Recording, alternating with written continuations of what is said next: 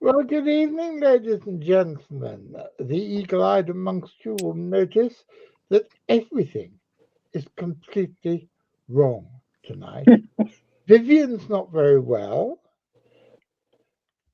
Um, V has disappeared into the outer darkness of the weeping and the wailing and the gnashing of teeth. Isabel, my long suffering and beautiful girlfriend, has joined instead of you and I being both V and Viv. Viv.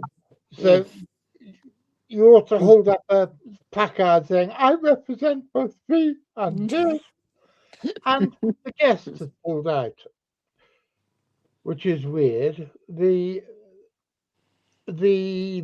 guest has pulled out because we didn't give him enough notice. So I thought 3 days after having known it was happening for 3 months was pretty good notice. But then again, doesn't matter. Everything's jolly. Good evening, Simon.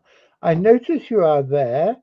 And good evening, Chris. I notice you are there as well. It's lovely to see you. So tonight isn't going to be what we said it was going to be. Tonight is going to be I think, what do they call it? Freeforming? What do they, Freestyle. what do they call it when a rapper makes shit up as he goes along? Freestyling. Hmm. So we are going to be freestyling tonight. Improv. Improv. That's it, yes. And of course, we have to say that Isabel, that's her there, is coming live from above her new holistic salon, what she has just opened in Holsworthy. And if you want to know about her holistic salon, we're going to be plugging it shamelessly all evening. Thank And you. yes, you are there, Chris. Ample parking. Um, I must Yeah, say, I'm John. I must parking. say a quick one, John. I like the new intro. Yeah, thank you. Mm, I did it over Christmas yeah. because the previous one was increasingly out of date, and there were a couple of spelling errors in there, which I thought Mm, would be better to. mm. It's got kind of a Scooby Doo vibe about it, hasn't it? Yeah. Yeah, that's what I was getting out of it. So well done. And here we have Daniel, and we would have got away with it completely if it hadn't been for those annoying kids. Hi, Daniel, being the annoying kid. And Shaggy liked to smoke, didn't he? Well, it's pretty obvious, wasn't it? Yeah. Hello, Nico, my dear boy. How are you? So we've got quite a lot of people coming in on odds and sods. So, Throw them all on the screen. so what was that, Daniel? Oi, be careful, Mr. Downs. I'm always careful. I'm a very dear, sweet old man.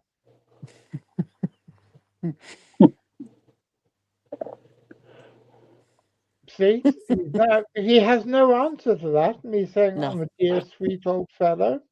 You It's a need to talking smack. respect of your elders, young Daniel. So, I'm seeing you in 3 weeks. Yes, Daniel, and I've bought a new jacket to go on it. I've bought a very new jacket that and just wait till you see Isabel's posh movie star fur coat I bought her for her birthday. And no, I will say to everybody, it's not real fur. I am a vegan. I do not kill things in order to dress up my girlfriend.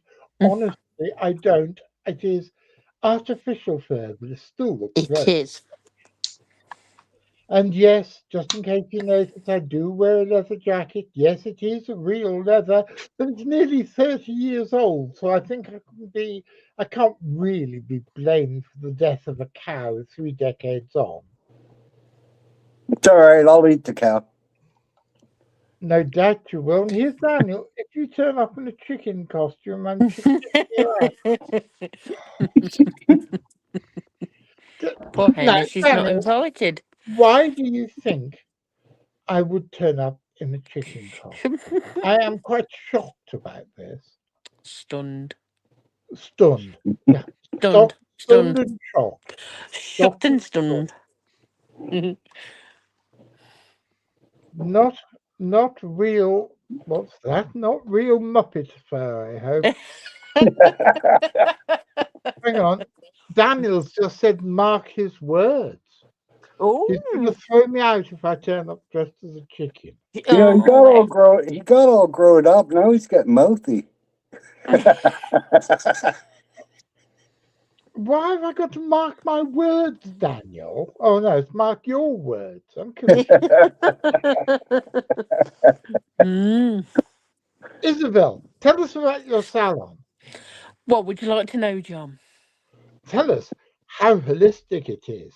How And holistic? Oh, it's and very holistic. and it has ample parking, hasn't it?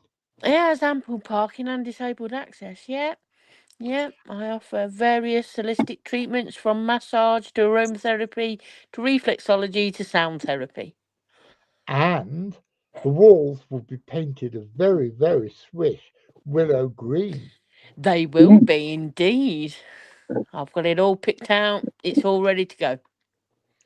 Watch out, here we go. Guess who taught me that? It was Mr. Vans who taught me that, Dave. I believe that. At least I fucking taught you something.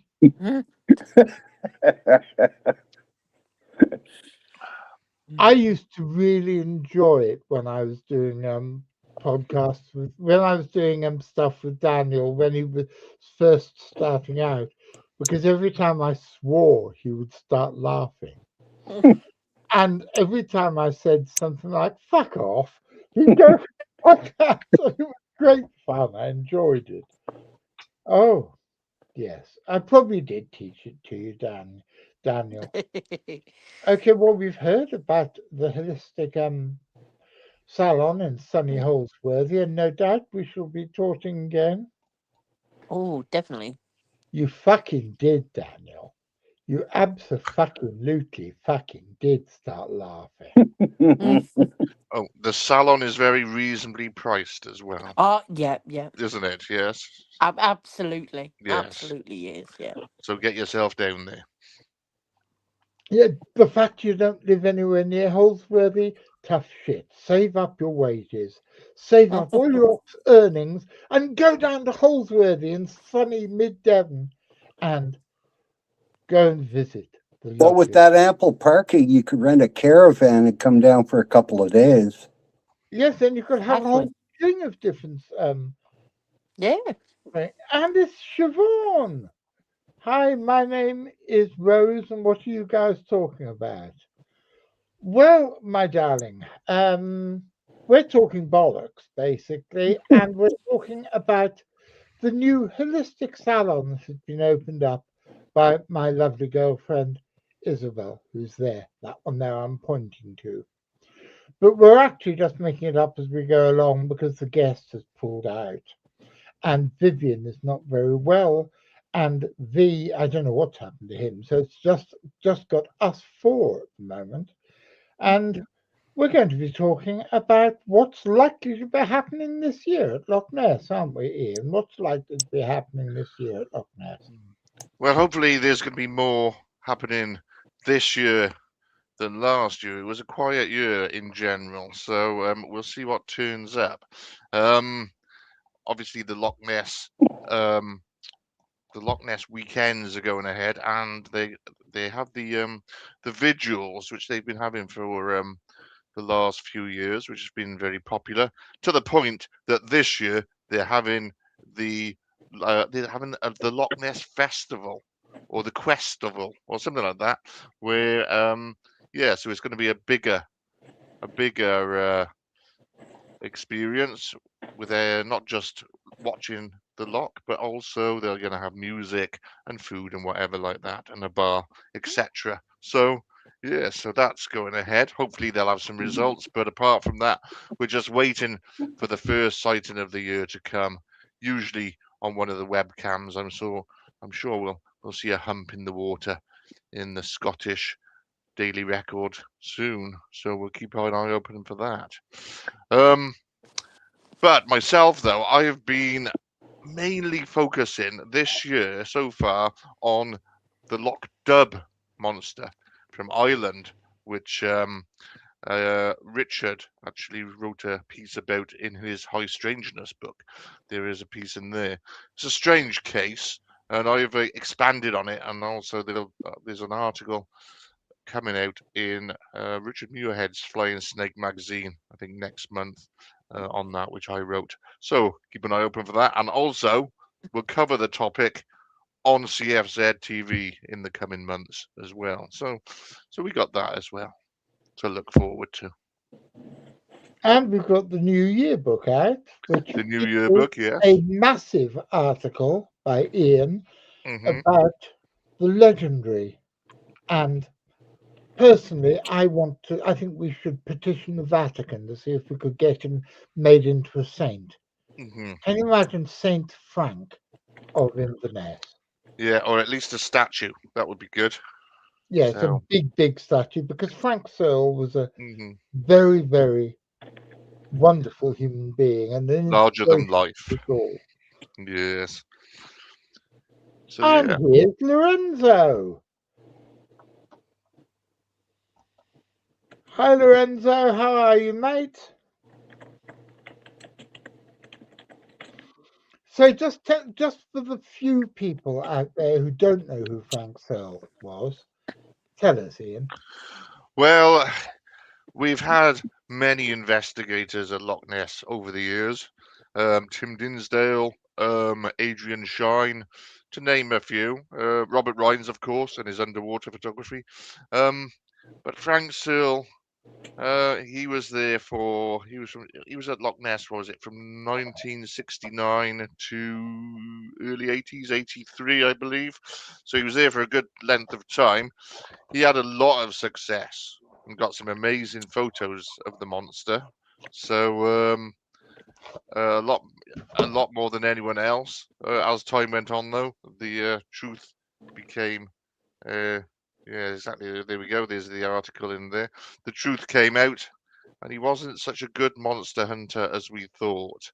And the story of Frank Searle then took a rather dark turn. So yeah, the article is in there amongst others on this. Quite a big volume this time, that isn't it, John? How many pages? And also Chris, who's watching it, or who's actually in the audience watching all the way from Australia. There are 2 articles by him in it as well. So it's a really, really good issue. Yes. And this is, I think, the 19th volume.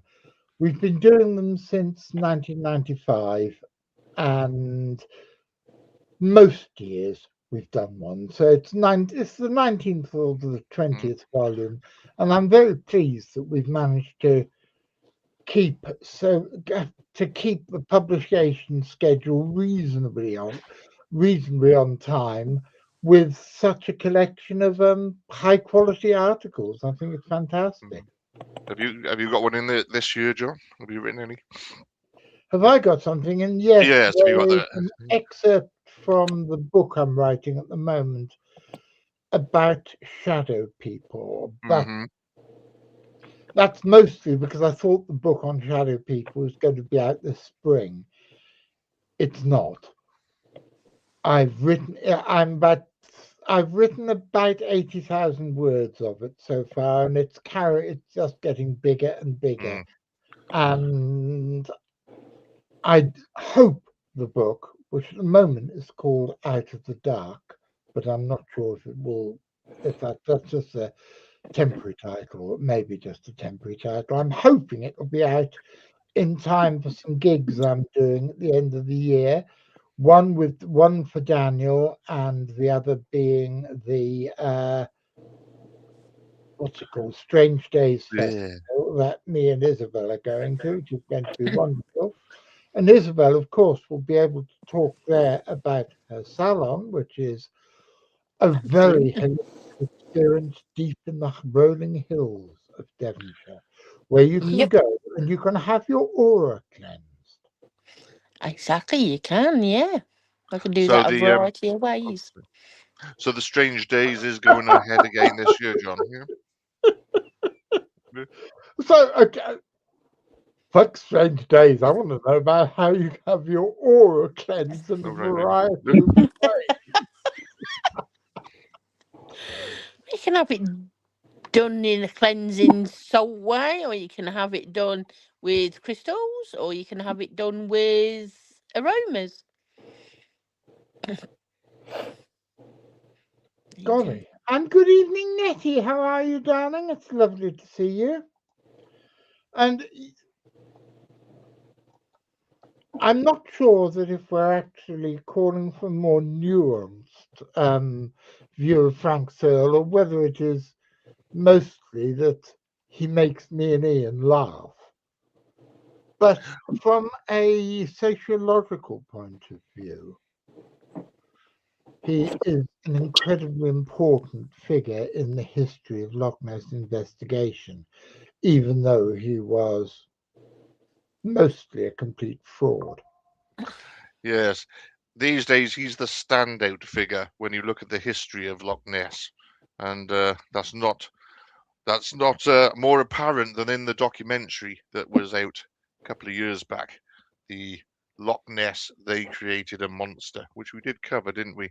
And Frank Searle is all they're interested in that, it would seem. So yes, it's worth looking into. But the book is available on Amazon, isn't it, John? You can Well, the the yearbook, yes. yearbook, yes, it is. Yep.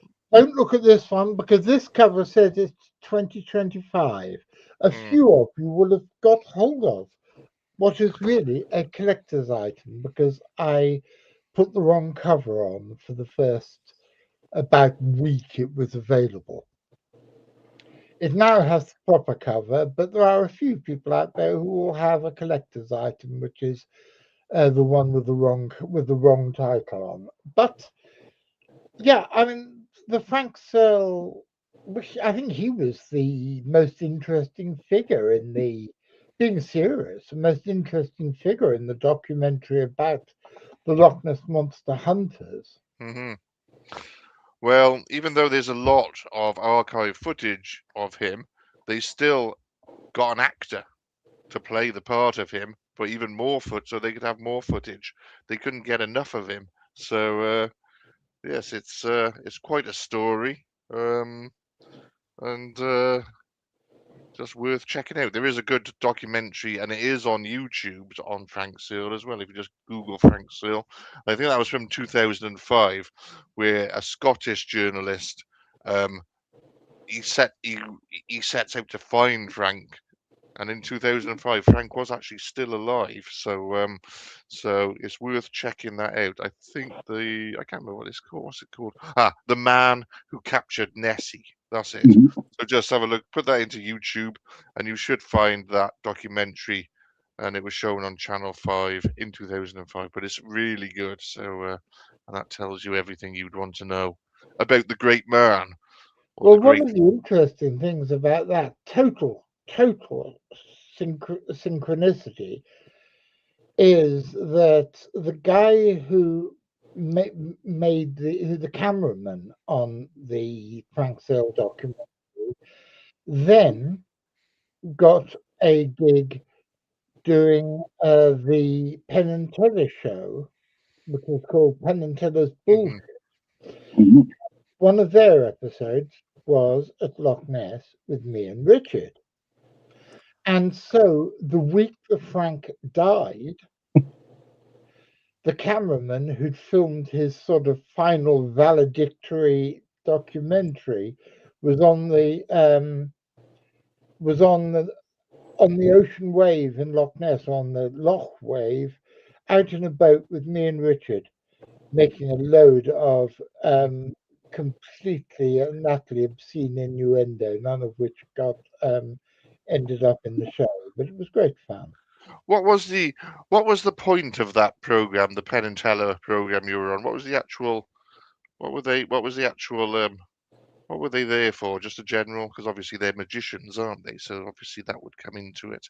What Well, was the? I was interested in doing it for two reasons. One, the Hmm. money they offered, no, three reasons. One, the money they offered me, stupid money for 2 days' work. Two, I managed to completely and utterly ramp up my expenses. Hmm. I charged them 75 quid for Graham driving me from here to the airport, It's not bad. and 75 quid to be driven back, which was rather fun. Yeah. And three, because there is a long-standing legend, which may or not be true, that that Penn and Teller are two members of the Residents. And Of the what? a band called the Residents, who Oh. nobody ever knows who they are. They're very avant-garde and experimental.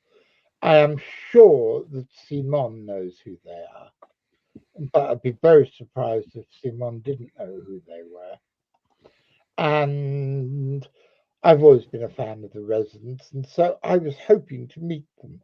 What I didn't know is they were staying in California, and it was just me and Richard and the film crew, which was quite fun. So you didn't meet them? We didn't. Yeah. But the thing that was quite a strange was the reaction that the show had when it went on television. It had people who shall remain nameless, but fairly major figures saying it was a pity that Downes and Freeman didn't take more of a chance in this to be assigned to be a present the scientific symposium of something or other. And the answer, fuck off. It was a show called Bullshit. What do you expect? Yes, me and Richard pissed about in a boat. We made a few reasonably sensible points, and we tried to flog some of our merchandise, including a pair of knickers of Richard Face on the gusset. And we sold one, believe it or not. And Penn Gillette actually bought one, which I thought was really rather special.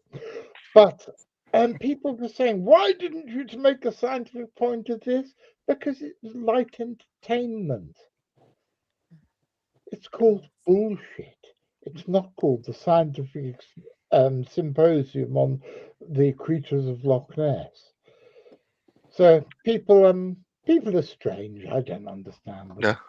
But at least you had a free trip out of it. So Oh yeah, as well. So and yeah, I made a couple of grand. that's not bad. And I don't know if you can see, but on the shelf behind me, can you see? I think there's a little model Loch Ness monster. I don't know if you can see it or if it's on the one above. Yeah, it's on the one above at the top. Well, that one, I bought that weekend because I promised my dad, who was dying at the time, I promised him that I would look after him and I'd bring him back a Loch Ness monster if I could. So I brought that back for him. And when he died, it became part of my collection of odds and sods. Nice. Well, I think that covers Loch Ness. Oh, yeah, and the other thing that Simon said is that he also remembers Doc Shields having a much worse reputation than he does now at some point. Well, yes, a lot of people never understood Doc. Yes, he drank like a fish. Yes, he is responsible for various hoaxes. Yes, he got blamed for an awful lot of hoaxes which weren't his. But he was a very interesting, a very erudite man, and I'm very proud to have been able to have him as a father figure in my life, and I miss him greatly. He was a dear, sweet man. And my late wife used to call him her wizard-in-law, which I thought was quite a nice way of putting it. So, Dave, what's been happening in Canada? Not a lot. It's cold, and usually by this time of year we have about 80 centimeters of snow here. We've got over 200, so Ooh. not a whole lot going on. Roads are a mess, fields are a mess, the woods are a mess.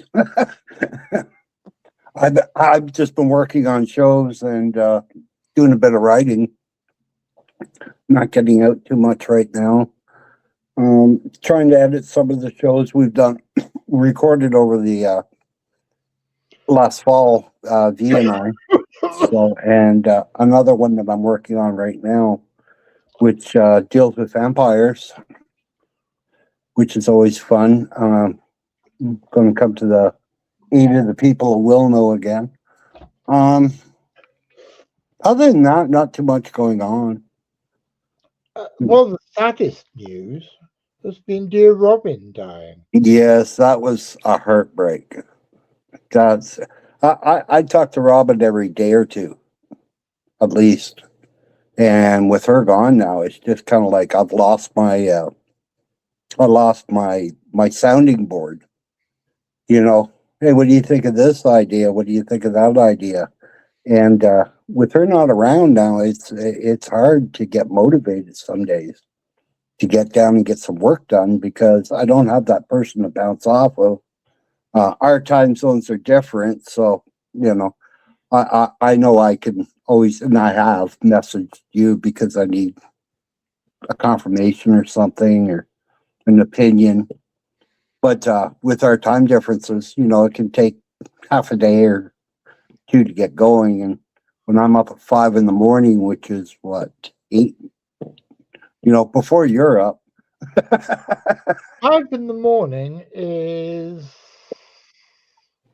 But 8, 9 o'clock, I think your time. 10 o'clock. 10 o'clock in the morning. So 10 o'clock. I don't know if we're 8 hours Yeah, you got behind. your 5 It's hours 3:30 here now. and it's 8:30. It's 3:30 now. What time is it there? 8:30. Oh, so it is 5 hours. Okay. Okay. I'm sorry. I thought with the I mean, Louis phones me at stupid o'clock in the morning. that's Louis. Dear sweet Louis. Computer then boy. There's been times when he has phoned and Isabel's staying over at my house, and he phones and just gets me and Izzy taking the piss out of him for about an hour, which is quite fun, isn't it, Isabel? Hang on. Izzy, you're quiet. I can't hear you. I think you've muted yourself.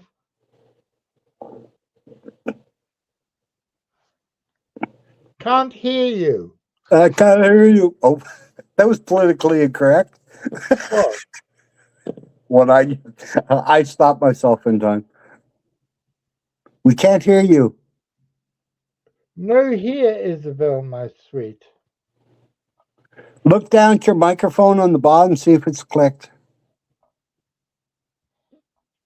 Nope.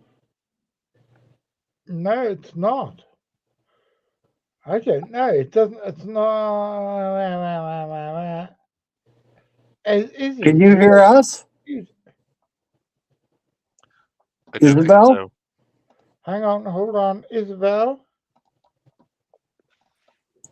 Oh, she froze. Oh, There I'm she is. back. You're back, Hurrah! and I'm now going to get rid of the other Isabel. Okay. Much though I've always wanted to have two of you because I love you dearly.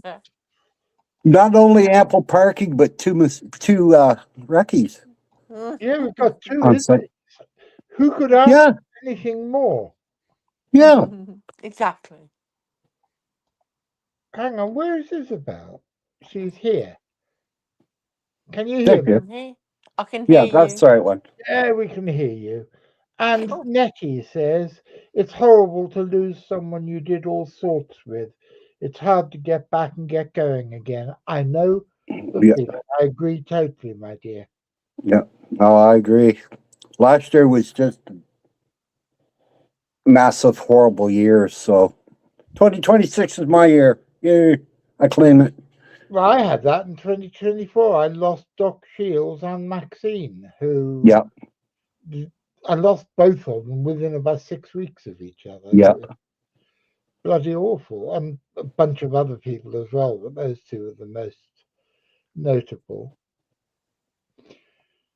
So, what are you planning for this year then, Dave? This year, we're still talking about the Algonquin Park trip that Robin and I had planned. I'm going to see if her nephew wants to come with us. I thought that'd be a nice way to honor. Just go and get that done. And there's a few places I want to get to this year. I have my big hike. I'm going up to the gorge, but I'm going to hike it from the city here all the way up the river.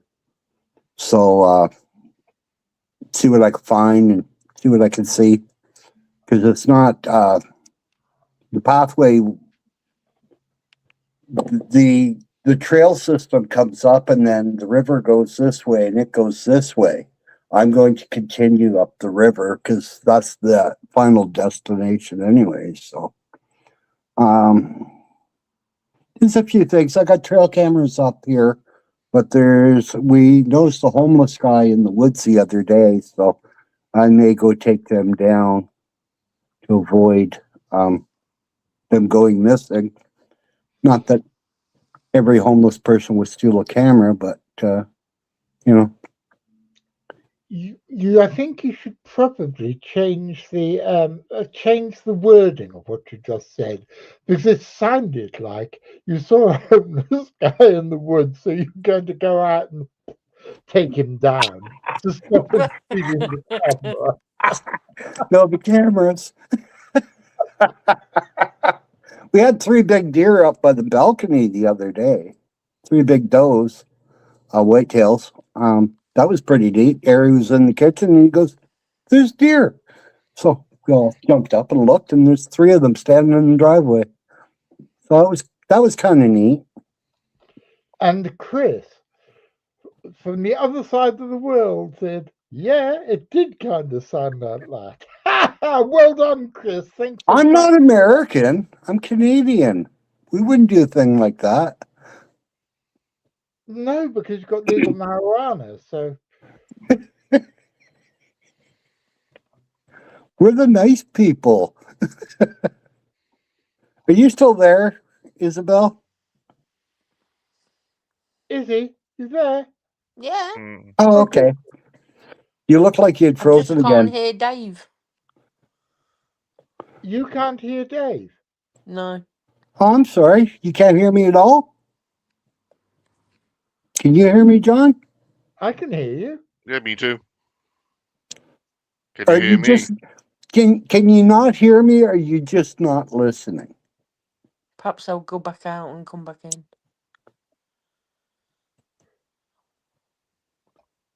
I gave her a thumbs up to try that. Yeah. Oh, Switching it off and switching it on again. That Yeah. should do the trick. Simon says that when they Work were for the filming IT crowd.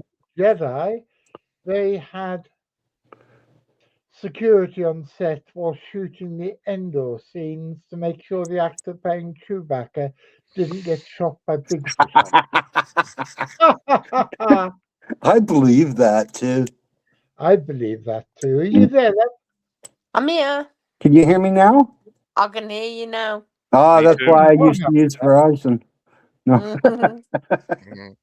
And apparently, back in the late 70s and early 80s, it was a regular occurrence that big game hunters in the Pacific Northwest would attempt to bag themselves a Bigfoot. Well, I'm not going to say anything to offend any American viewers about the fact that you're a bunch of trigger happy maniacs. I'm not going to say anything about that at all. No. We won't say it. No, of course not. Yeah, as long as they got that Cheeto in charge there, it's not going to get any better, I don't think. Well, you may think that. I could not possibly comment because I'm afraid if I commented, he would probably send a task force over to North Devon and kidnap me in the middle of the night as if I was a South American president and put me on trial for the crime of taking These opinions are mine. If Donnie wants to come up here and take me, he can go right ahead and try.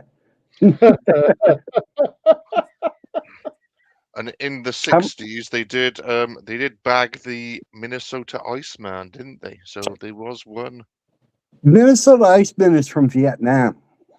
That's what they say, Yeah, isn't it? That he came Yeah. over in a body bag. yeah. But other theories, other stories say that he was found in a block of ice, floating somewhere. And that wouldn't have been in Vietnam because it's too No. hot. Well, did you see the show I did with George? When I first joined the CFZ, I did that. He was a helicopter pilot from Vietnam. Mm. He's a chopper pilot. Right. And he was talking about the rock apes. Yes. Yeah, so I found that really interesting when I found out that the Minnesota Iceman was supposedly one of them. Mm. So that was kind of an interesting take on it.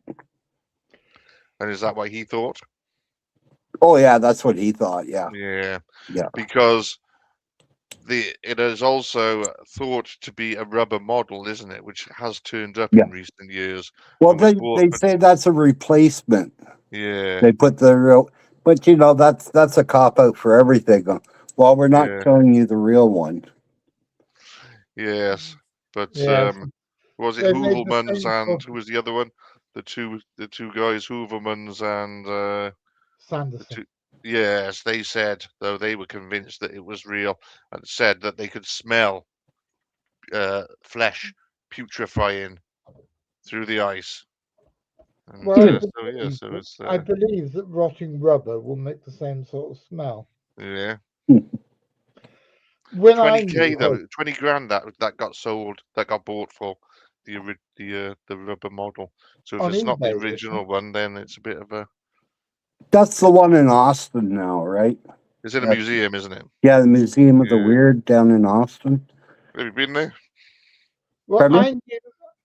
I knew Heuvelmans a bit, Yeah. and he was always convinced that the Yeah. Minnesota Iceman was real. I always thought it was a rubber model because even in America, I don't think you can get away with exhibiting a human body by the side of the road. And what did you think of Hooverman's sort of demeanor regarding it? Do you think he may have been a bit gullible, perhaps, to fall for such a thing? Is that how When it I came knew across? him, he was in his late 70s, Mhm. early 80s, which, as I at the time was about 30, I mean, it seemed very old. Now it's only 10 to 12 years older than I am now. But I got the impression that this was a hill he was determined to die on, that he'd nailed his colours to the mast about the Minnesota Iceman, and that it was actually something that he felt that he would have lost so much face if he said it wasn't real, that he had to carry on justifying it, even though it probably wasn't. Yes, it's one of those things, though, isn't it? It's just sort of, even if it was a fake, it's just the sort of the story is good, and the time it happened in the 60s, we would have the sort of the traveling showgrounds showing such a thing. We pay a nickel to go in and see such a specimen. So of a bygone age. I remember when the Mayaka photograph came out, which I am absolutely convinced is an orangutan. It can't be anything else. And the number of people who got really upset with me when I said it was an Yeah. orangutan. That's like the one where he's looking through a bush type thing, isn't it? And you can Yes, see and it's the head. very, Yeah, it's another one. Yeah. slightly blurry and Oh, it's from Florida? yeah. Yeah. Yeah, that's an orangutan. I agree 100% with you. And it's ironic that at least one of the people who was getting upset with me for saying it was an orangutan, which it almost obviously is, was one of the people who said that I brought cryptozoology into disrepute by appearing drunk on stage with Doc Shields. Well, I think one brings cryptozoology more into disrepute by seeing an obvious picture of a known species and making out that it's something completely different. Yeah, I agree. But it's all Isabel, part of it, isn't it? That's the thing. I wonder if Isabel, did the stories of the Minnesota Iceman ever make it down to Holsworthy, where I believe you've opened this smashing new salon doing holistic therapies With ample parking. and a great green coloration on the walls? And reasonable Reasonably priced Yeah, as well. that's it. That's it. So, I think it probably did. Yeah. so you know what we're talking about. Yeah. Yeah. Yeah. There's a guy called Frank Hansen who was a showman traveling from one place to another, Yeah. exhibiting stuff. And he exhibited this thing that personally I would also have thought that as the model had a very conspicuous erection, that if it had been dead, if it had actually been a dead humanoid with a big stiffy, that would have been illegal under all sorts of other rules. I know America's the final frontier and all that, but I don't think you can go around exhibiting what You might Willie? be a person might be a creature of the same genus as us with a huge stiffy. I don't think you can would be able to get away with that if the authorities didn't know that it was a rubber gaffer. But it did have one eyeball hanging out, didn't it? On its cheek. Yes, it Yeah, did. where apparently it was shot through the head and the eyeball came out. So quite a grisly specimen, all And told. going back to the Miyaka photograph, Darren, according to Simon, Darren thinks it's a fake, but one a lot of work was put into. That could be, yeah. Yeah, I agree. And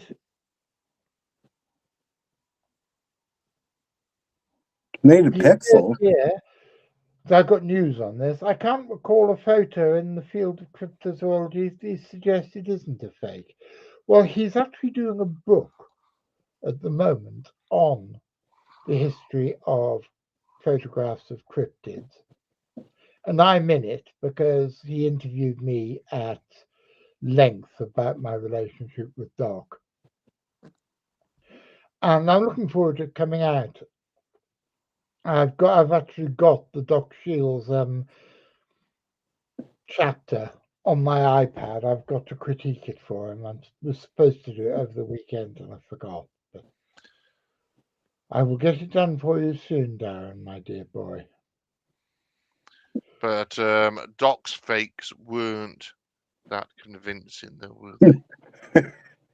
But did we say the other week that he did the Mary F photos, or that was someone else? Did you say? I'm just scrolling through. That was somebody else. That Yeah. was a guy called John Gordon. Oh, yeah, that was a bit of plastering on the lens or something, was it? Plasticine on a sheet of glass. Ah, yes. That's not bad, is it? But when I Well, first, not as a just child, that. Not just that, Simon. I was the person who the first person in the West to get that video. And I have to admit, I was quite convinced by it at first.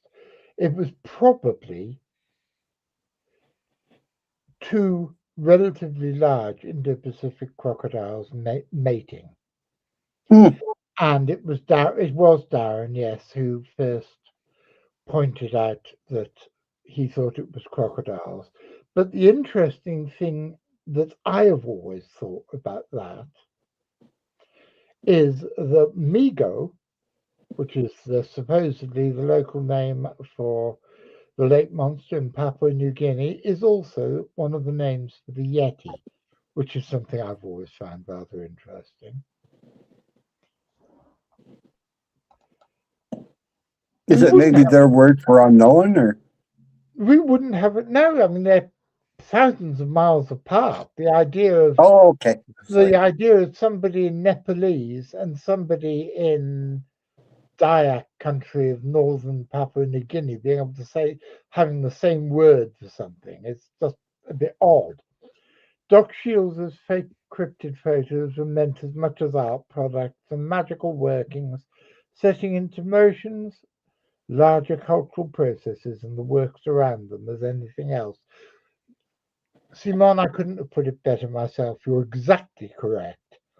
And the nearest analogy I can come to what Doc did was what the KLF did, or what particularly Bill Drummond and Jimmy Corti did with some of their art projects that were also basically magical workings. And you need to see Bill Drummond and Doc Shields as being cut from the same cloth. But Isabel, we were going to Yes. talk about ghosts, and we've spent the first nearly an hour just Mhm. talking bollocks. So tell us about your ghosts, Izzy Wiz. Well, since a young age, I've sort of saw orbs or shiny lights or whatever in the atmosphere and whatever. And then seeing orbs as I got a bit older. And then I remember probably my first experience of a ghost was we lived on a big farm when I was growing up. And you know, when you feel like somebody's behind you and you feel, you know, you just get that feeling. And then you could sort of hear some rustling, which I just put down to, you know, because we had animals on the farm.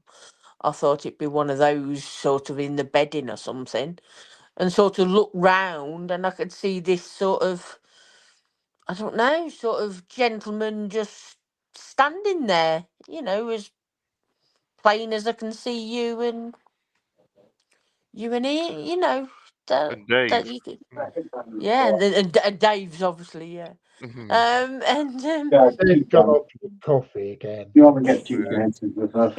And And hi, what did he look like? Sandra. This guy. What was he He wearing? was And kind of, he was tall. He was quite tall, and yes. sort of wearing sort of like a big overcoat, and just looked like a normal person type of thing, you know, in normal stuff. You know, it wasn't a military or anything like Mm, that. It was just this person just standing there, sort of yeah. looking at you, kind of thing. And did he look solid, or was he Mm, transparent like a Charles Dickens type ghost? it's What would you say? kind of a mix. Kind Really? of looks solid in bits, and then a little Yeah. bit wispy, you know, Yeah. towards the Okay. ground and whatever. Not to be, you know, characterising a typical Mhm. ghost look, but that's Exactly. how it was. And yeah, and then as quick as you saw him, as quick as he went. But So he just sort of disappeared. yeah, Nothing. yeah, just Yeah. sort of went, and you just like, what was that? How But peculiar. yeah, yeah, as I say, I was about 8 to 10, something like Mm. that, when I first had that sort of experience, and seeing here in various places now, you know, from working in care places to seeing Mm. residents that had passed away there, or you know, or to But being when you either were on bit. the farm, did you maybe happen to see a sort of like a ghostly mongoose type thing? No, No, you no, didn't. not Okay, anything. No, maybe I'm no, thinking of no. something else. Go on, carry on. um, No, but she is not from the Isle of Man, Dave. Ah, right. Okay. but But yeah, but you've experienced a ghost more recently, haven't you? You've heard one here. absolutely, I can hear the sort of rustle of Archie's little name tag and collar, sort of, you can hear the little tinkling it always used to make. Yeah, You can because I hear actually it. used to have a name tag on his collar that my stepdaughter gave us. Mm. And he made little click clacking noises as he ran about. And Isabel and I have heard heard Archie. You've heard him Mm. barking.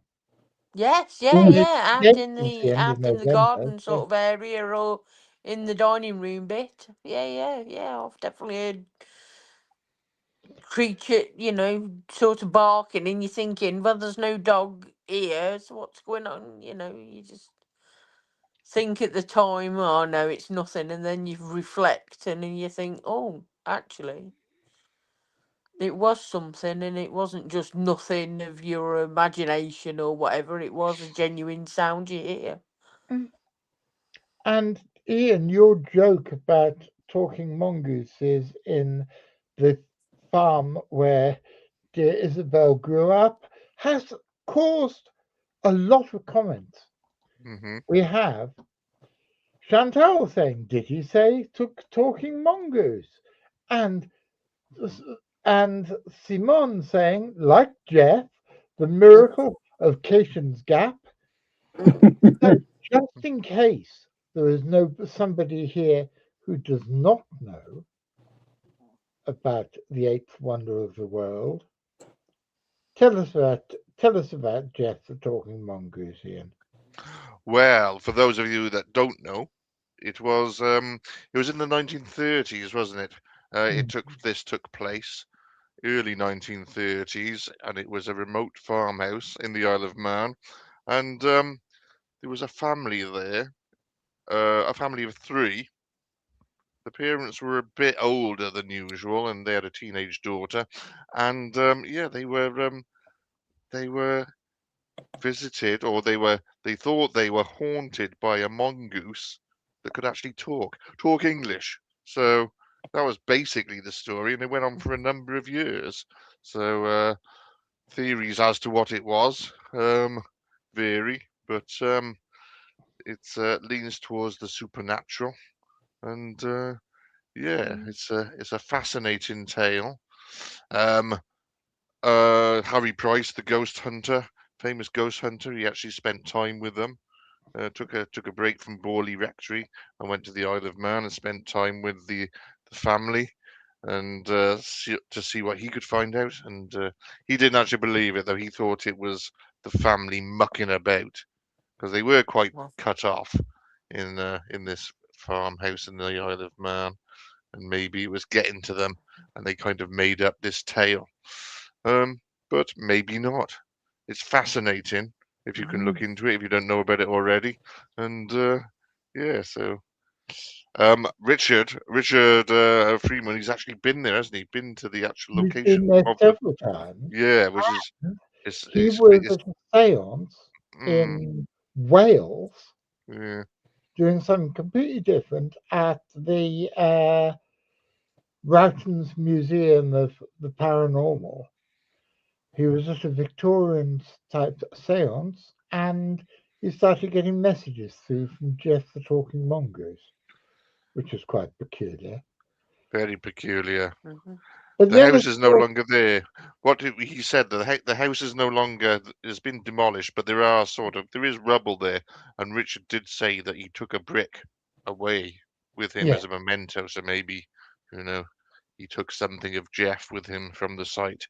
He maybe should have left it there. no, knowing Richard, and I Mm, love Richard, I've known him for 30 plus years. Knowing Richard, dear boy, would probably much prefer to be haunted by mm. a talking mongoose than not. Mm. But then again, you went to the place, didn't you? You went to the place that Yes, the Warrior daughter. spent her final years and got kicked out. Yes. Well, that's yeah. This what happened was the obviously the Isle of Man is a bit of a way to travel, plus also getting to the location of the farmhouse is very difficult. Plus, also the farmhouse isn't there anymore, so you're not going to see much. So, during my research, though, the daughter, after she left the Isle of Man, and she was a teenager when when all the haunting took place. She didn't want anything to do with it afterwards. It was bad for her to be known as the ghost woman. But so she distanced herself from this and eventually moved to mainland England, to Gloucester. And I was doing some research. I found her death certificate, and on there was her final address. So I paid it a visit. And if you take a look at the Christmas show from not this year, last year, isn't it? 2024. 2004, yeah, 2024 Christmas show. Yeah, made a short video of the place, and yeah, and also this guy came out and said, "Can you stop filming? Um, you're being a nuisance, etc." And told me where to go. But yes, that was so. At least I found a house which was very closely related to the case. Did So, you show us that clip of you getting thrown out from there? The guy um, coming out? oh yeah, there's that there. Yeah, that's Or not did the I only time. watch it on the show? Perhaps it could have been It's another on the show. Christmas show on CFZtv. Oh, Yeah, was that? Okay. I've And seen it, so I thought it was hilarious. it's yeah. also streamed on the loop on the wall of Izzy's new salon, which Ooh, is was a that new fresh paint? stylistic salon with ample parking, surprisingly generous pricing, and bright green walls. Just in case you didn't know, Absolutely. it's in Holsworthy in Devon, isn't it, Isabel? It is. It is. It is. You And said though that you encountered a ghost in a care home. Is that correct? Yes. Yeah. Yeah. Yeah. Well, please tell. Well, I was kind of doing the daytime rounds, just checking that everybody was all right and that they was all doing what they wanted to do and whatever. And I went into one room that was empty, or I thought the lady would be sat in there having a cup of tea as usual, but it was empty. She'd gone up to the main lounge on this occasion, and I could just hear this like sort of scratchy noise, and I thought to myself, what's this? What, we got, little friends or whatever. And I sort of went to the wardrobe and opened it, and there was like this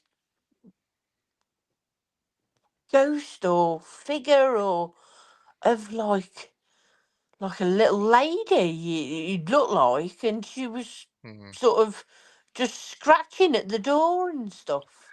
Inside the Because I could wardrobe. hear it. Yeah, yeah, inside the So wardrobe. you It was opened just the like a wardrobe, and there was this yeah, and lady there was in this there. ghost in there. Yeah, making some sort of scratchy noise.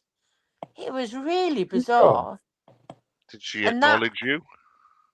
well, she seemed to, the figure seemed to look at me. Yeah, Hmm. but it didn't do anything. It didn't move or anything, but it just sort of looked at me and then just carried on sort of scratching like I hadn't opened the door type of thing. It was that was a strange thing to see. Is Hmm. Did you say anything to well, I always the? say hello, but nobody You ever said hello. answers. Yeah, yeah, And yeah. then, I'm not I'm a but what brave happened then? Did you person. shut Yeah, the yeah, door? yeah. Did you shut the doors Yeah, again, and or? I just thought, well, they must be happy in there, so just closed the door and Fair went to enough. check on the resident that should have been in there, yeah, instead of finding Hmm. somebody who shouldn't be. and Chantal's just said, find another channel that discusses ghostly mongooses, mongai, you know what I mean, and a masturbating monkey ghost. That's why this channel is best. I agree with you. This channel is totally fucking awesome. And it's also the only channel I can swear on as much as I do and make a string of drug jokes. So it keeps me happy. Exactly. And luckily, whenever, even no matter how badly any of us behave, Vivian just encourages us to get on with it, doesn't she? Because there was one episode in October when I don't know if any of you guys watching saw it. You probably did. There was one episode in October when Viv was on holiday, and for a month, me and V McCrinnan, and he called himself Spooky V, took over running the show for a month while she was away, and Ian and Dave were there. So there's us. There were four of us: me, Ian, Dave, and V. Mm. And I was slightly wasted. Well, I was very wasted by accident because I'd had a accidental problem with some rather nice gummies somebody sent me. And Ian was actually fairly drunk himself. I was wasted. Ian was drunk. V was talking very strange stuff, and the only person trying to hold it all together was dear sweet David. And he valiantly was trying to talk sense all the way through. And I remember the last thing I said was, Christ, I hope Vivian never watches this episode. She watched it and she thought it was great television and we should carry on. I remember that. I can't remember that one. I have no doubt you can't I'm remember not that. surprised you can't remember that one. It was the one when I was throwing my tits on gummy. Chantal says there's something for each of the voices in my head, so that's why we all keep on coming back. Thank you, my dear. I think that's a charming tribute. Dave, you've had a care home ghost experience, have you not? Yes. Well, I used to be a skeptic. Now there's no such thing as ghosts, type of guy. And I was an CEO, chief operating officer for a medium-sized security company in Texas. And I was filling in for the patrol officer one night because I like to work overnight, so I didn't have to be in the office. And about 3 o'clock in the morning, I went down to a care home in, I can't remember the name of the town. The care home was St. Joseph's. I don't care if they don't like, I'm going to blow this out on them. But, I went in to visit. Sergeant Rose was working, one of my favorite employees. And I went in to visit him, and we're sitting there chatting at the desk, and I could see a nun in the corner of my eye coming down the hall. Wow. And I turned around to go, good morning. It was a Catholic care home for retired priests and nuns. And I turned around to say good morning, sister, just, professional. And she wasn't there. So I said, oh, she must have nipped into the ladies' room, and I'll talk to her when she comes out. And at 3 o'clock in the morning, you get, seniors up and around, And I turned back and I was talking to Rose, and I could see her again. And I turned around and looked, and she was gone. And I leaned over to Rose, and I said, what's her deal? And he looked me dead in the face, dead serious, and went, she's a ghost. If you don't look directly at her, you could see her come all the way out to the foyer and go into the common space. Well, that was it for me. I all of a sudden had 15 other things to do. I went outside, got my patrol car, and left. He didn't seem to mind it, but I wasn't too happy. You got the hell out of there. Yeah, I got the hell out of there. That kind of freaked me right out. Yeah. Did the nun have a face? Was it a faceless? No, she had the habit on, and you couldn't really tell what was in. There was this drama in the 70s on TV where they had a nun on it, and she didn't have a face. It was like a black. Oh man, I shat my pants watching that as a child. Anyway, carry on. Sorry about that. Yeah, it was just a black face. Armchair thriller. I just think you can't do that because I could only catch her at the corner of my eye. When I looked directly at her, there was nothing there. So you can't do that anymore. You're not you can't have blackface on TV anymore. No, it wasn't black. It wasn't blackface as we know it. It was just. I know. It was Did you see that program, John? You were I don't know what was it called. Armchair Thriller. It was like a series of scary stuff on ITV every week. Hmm. They had this thing, this adaptation of this nun story, and yeah, the nun was this ghost she had no face. Oh man, I can't remember. I must have been about 8 or 9 years old at the time watching that, and I was, yeah, it was. And you're the same age as Richard, aren't you? I don't know, mid-50s, What year 55. were you born? How old's Richard? Richard was born in 1970s, so Me too. Yeah, probably the I thought, same age. So we would You're know just about the same things. babies. We'd know yeah, about they the are same just things. youngsters, aren't they? No, they're Yeah. just little babies. And Isabel's just a sweet schoolgirl. Mm. Yeah, It's you're amazing cradle how robber, John. someone so young can be running her own holistic salon in sunny Holsworthy With without ample parking. car. With ample parking. Richard, your line? Good prices. Good prices and That's Um, Richard's line. cheers but and Simon. Cheers and Simon. See you Thanks, right. Simon. at the show. But Dave, I hear that you've been hanging around a place called Shag Harbour. Why not tell us all about what this I what have you told? not. I have not Yeah, been. Why? tell us what you Why? told the police when they turned up. There's another story there, but I'm not going to relay that on this. Mm. V and I are working on the show right now. I'm editing it right now. Not right this second. That's another show I'm working on.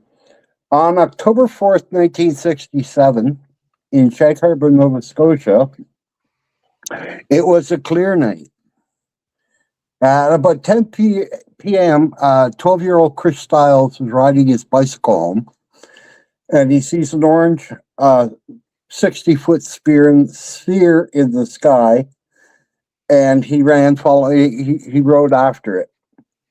At 11 p.m. at Shag Harbor, Nova Scotia, the sightings.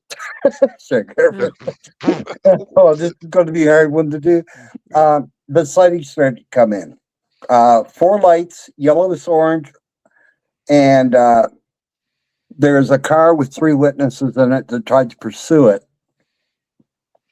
At 11:25, the RCMP, the Royal Canadian Mounted Police, they always get their man, and they were repelled the orange Cheeto, started receiving their first calls. Several calls followed in response. Of course, when the police answered the phone, first one, yeah, okay. And then they just kept on getting floods. So the RCMP met the 3 people, and several other witnesses gathered as the light goes out over the bay, and they thought it was a plane crashing. And so everybody, it's a fishing village. They all gathered and went out searching. All they found was orange foam on the water. There was no debris. No aircraft were reported missing. Maritime Command on the 6th began doing dives in a grid pattern. CBC was there, which is our equivalent of the BBC.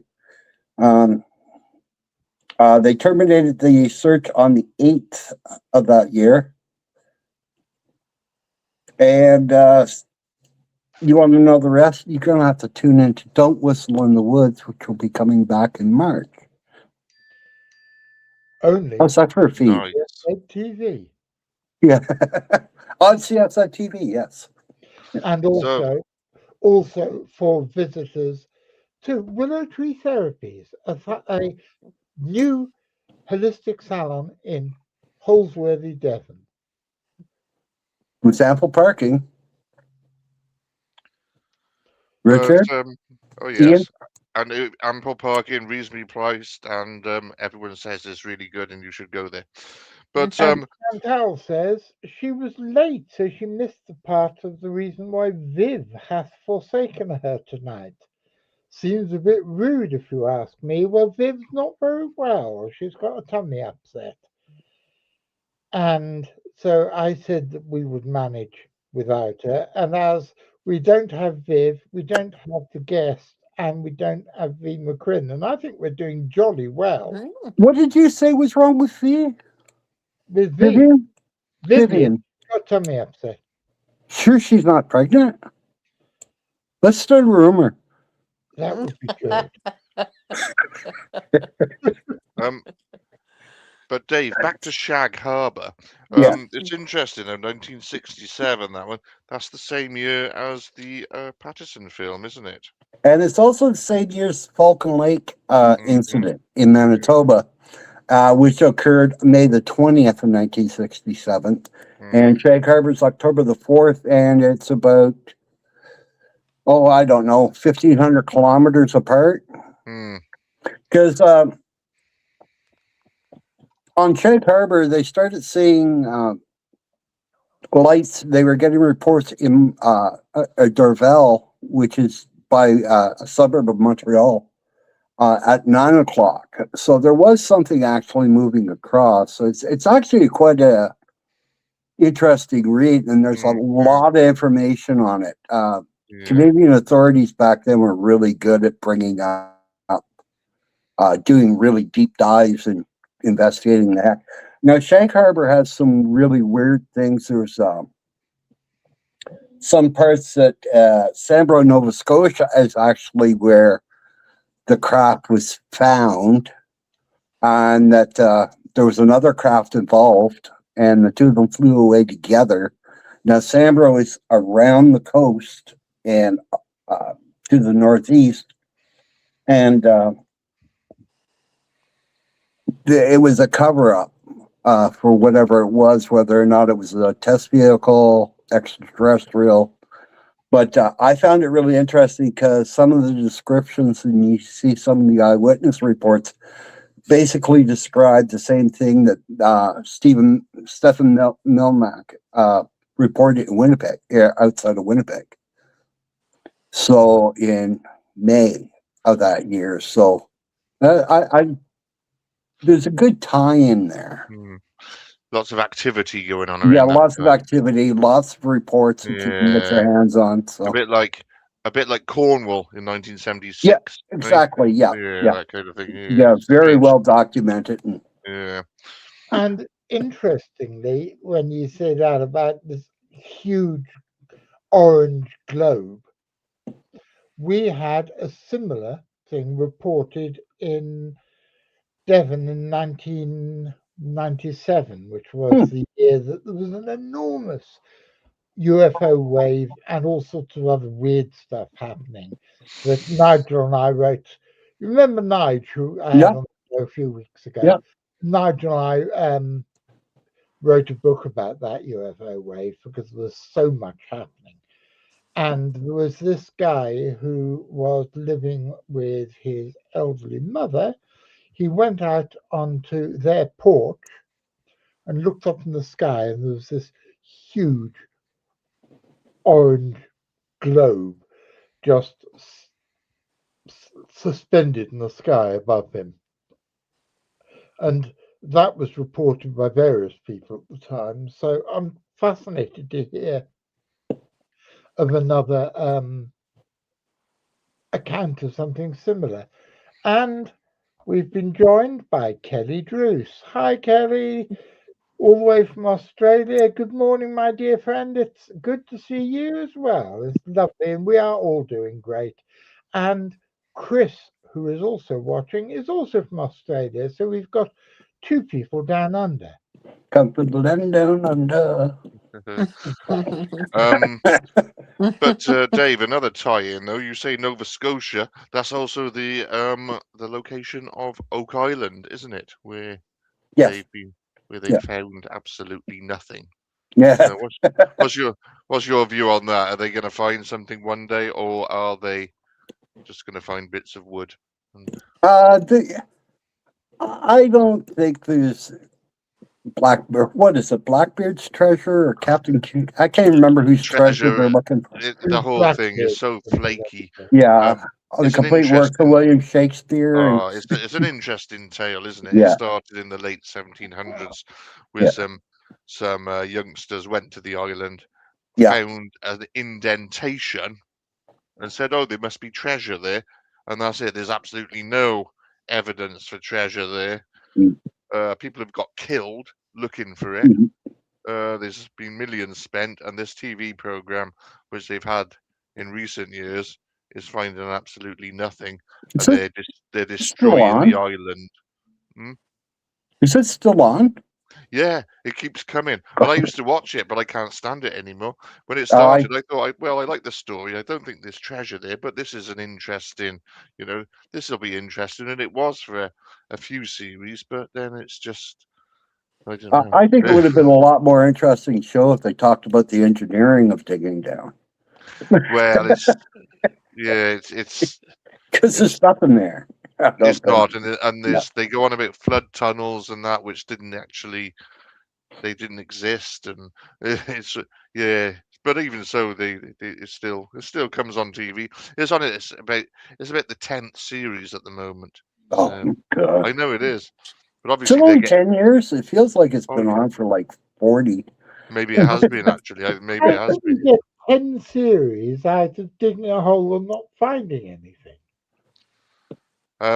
They just do, and they get paid for doing it. So I suppose God, they I'm didn't in the get wrong any. They didn't job. make any money out of the treasure, but I'm sure they got paid quite well from the Discovery Channel or whoever Yeah, it is. yeah, it's Discovery. Yeah, Yeah, but Discovery wants to follow me around looking for Bigfoot, and really, they're more than welcome.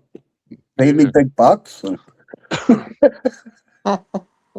I'll go out for more than the weekend. So I won't just be there for a couple of days. I'll go out for a Do a week. bit of project placement for the trail cam companies and the like. Yeah, Yeah. exactly. Of course. Yeah. By the way, I am open for that. I Mhm. will mention a trail camera, tent, sleeping bag, hiking boots. Mhm. Winter gear, fishing gear. You want me to plug it? I will plug it every time. Like I will go. I wear. When I go out, I was wearing my John Downs fleece jacket, and it kept me so warm.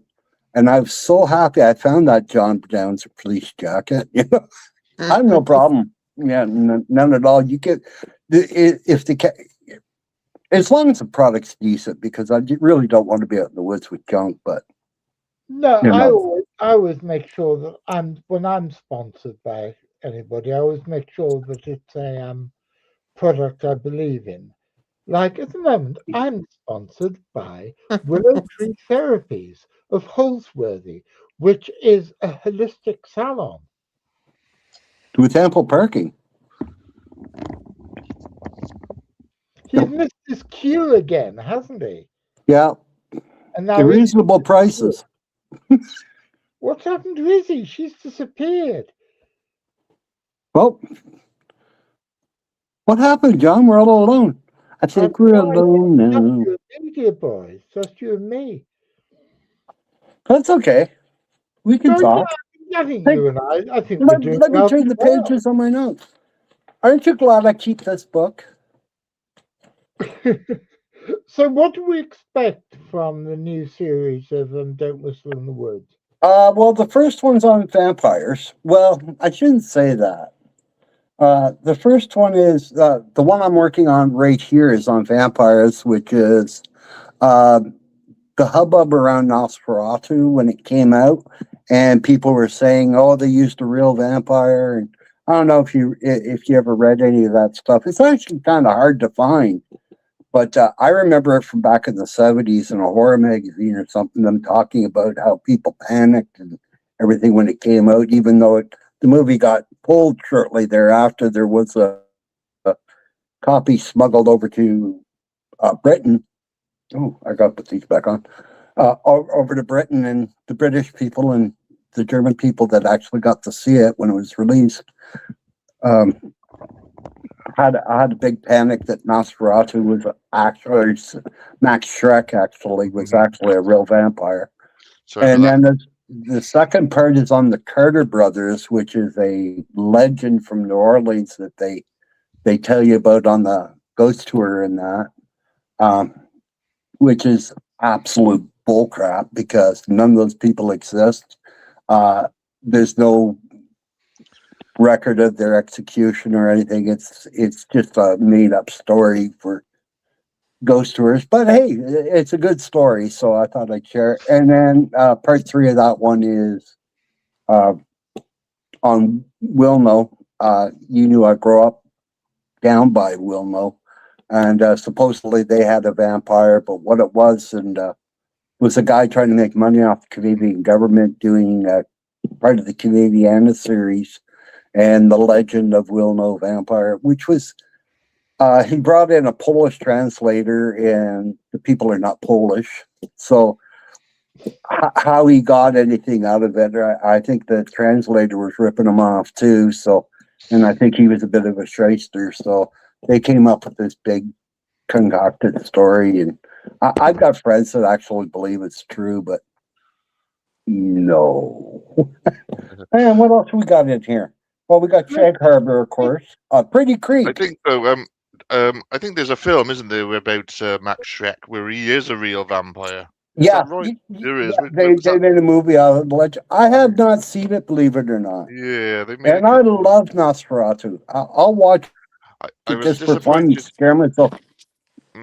Have you seen In the the new recent one? one? I was disappointed. No, I in the haven't. Yeah, it's a bit. Yeah, it's a Yeah, bit I've heard it's not very good. yeah, a bit pretentious. You just want it Yeah. really to be. But yeah, it's pretty good. But I think this has happened several times this evening. It's like the story is more interesting than the truth. The Yeah. story and the mythos that's built up around it.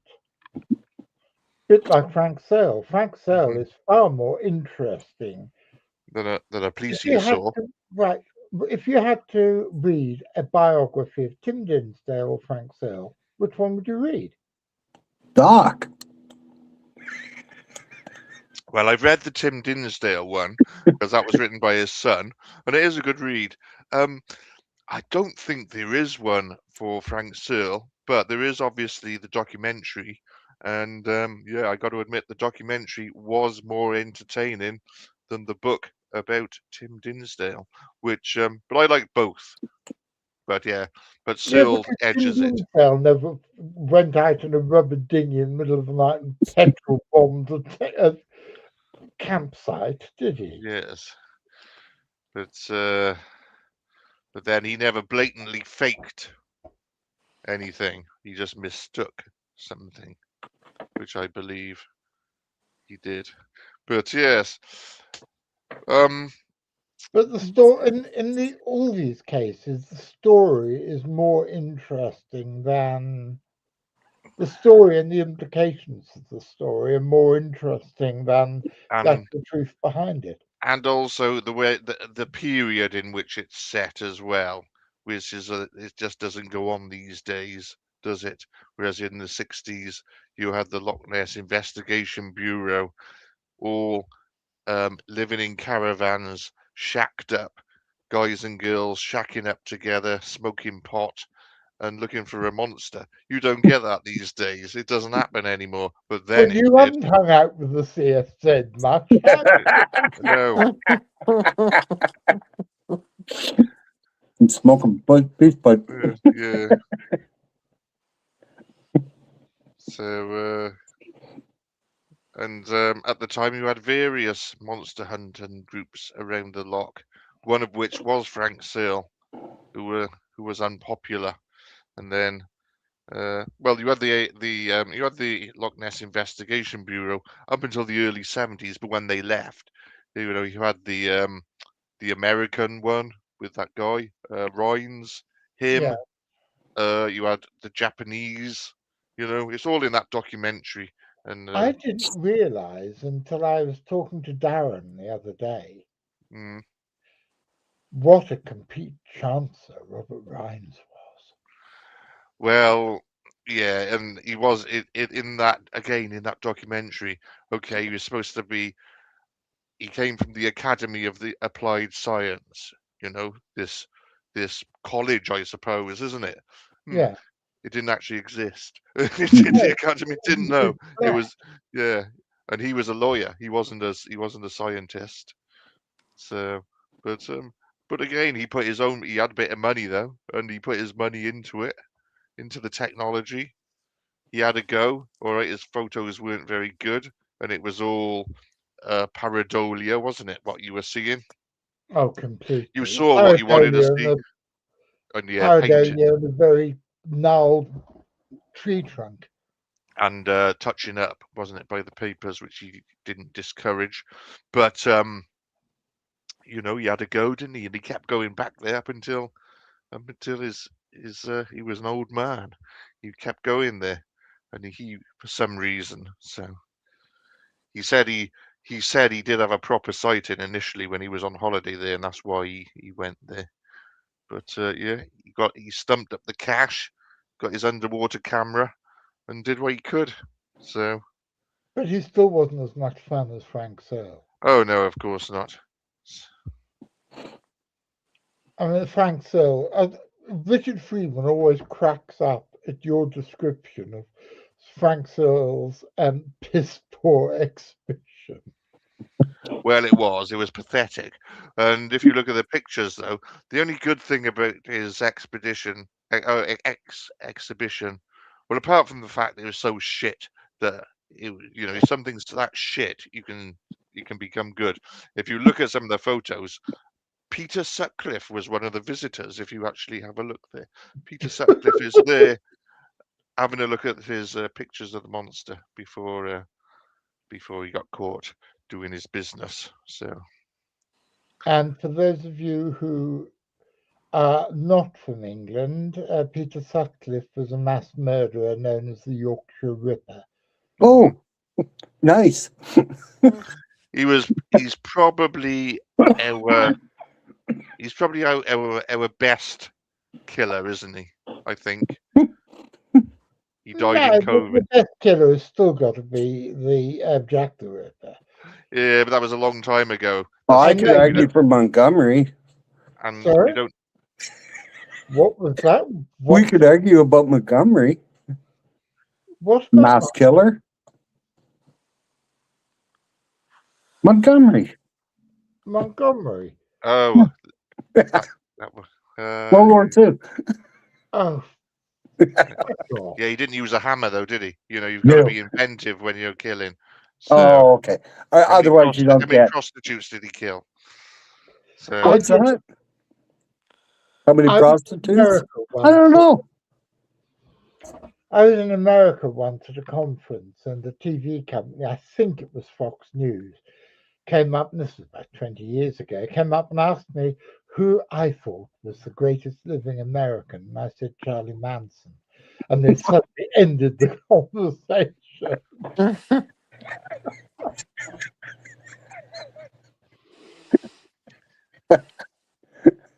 I don't know. We have 4 minutes left. 4 minutes left. Isabel, what would you Yes. like to say for the next 4 minutes?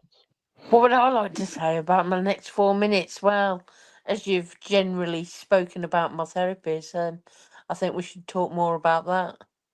About your therapies? I Yeah. think so too. So, would you tell us what Yeah. is a sound bath? A sound bath is where you are attuned by tuning forks to your frequency, as everybody has their own sound frequency in their aura space. We pick up on what sound that is and then match it to the sound bowl, because we all have the different frequencies or notes, and then you match the person to that sound that they have, and then you immerse them in their sound to heal their ongoing problems, or just to relax them, or give them a treatment that way. And I have does a it question, Isabel, Yes. about sound baths. I'm not allowed to have one No, because I have a pacemaker. Baker. Yeah.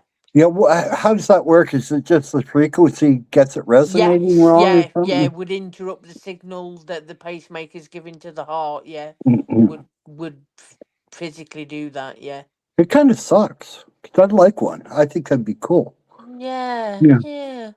Well, You ought to maybe try and have a work little out bit a of. way of doing it without screwing up the pacemaker.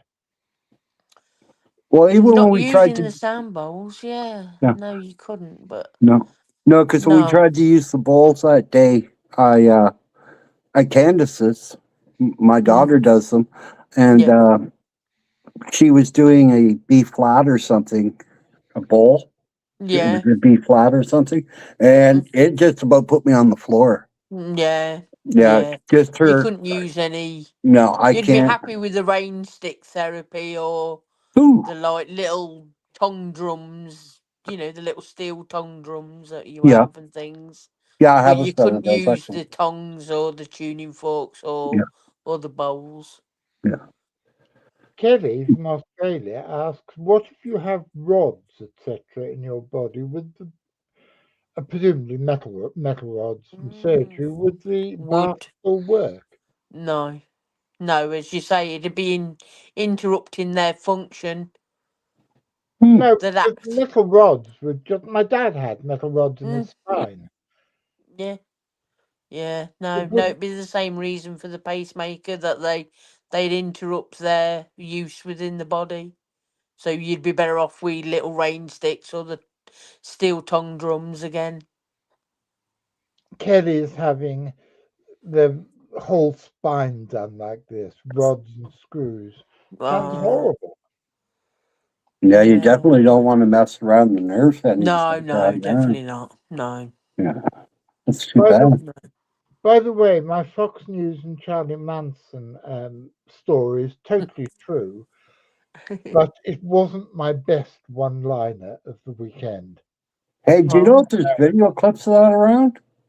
There are some, but my best one-liner of the weekend was an American retired Air Force person, senior Air Force person, who shall remain nameless, mainly because I can't remember his name. And he came up to me and said, "So we're great admirers of your Mrs. Thatcher." And I thought, this is not the way to get on the right side of me.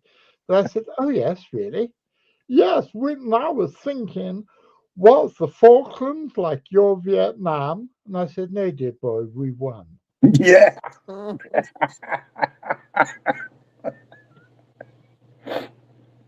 Which I think brings us to the end of the show, which once again was sponsored by Willow Tree Therapies of Holsworthy, with its Ample parking. thank you very much. And we will see you again next week. I don't know who the guest is next week because I have lost my bit of paper with it written down on. We'll be back with the last Wednesday of the month show again in 4 weeks' time. And all things being equal, our guest will be the amazing Dr. Darren Naish. And so it's good night from me, and good night from David, and good night from Ian, and good night from Izzy Wiz. And we will all see you again very soon. If I can press the right button. Time to go home, time to go home from your simply spooky adrenaline ride. Time to go home, time to go home, even if you're terrified. Goodbye. Time to go home, time to go home. Vivian and her weird friends are all going home. Time to go home, time to go home. Vivian is waving goodbye, goodbye, goodbye.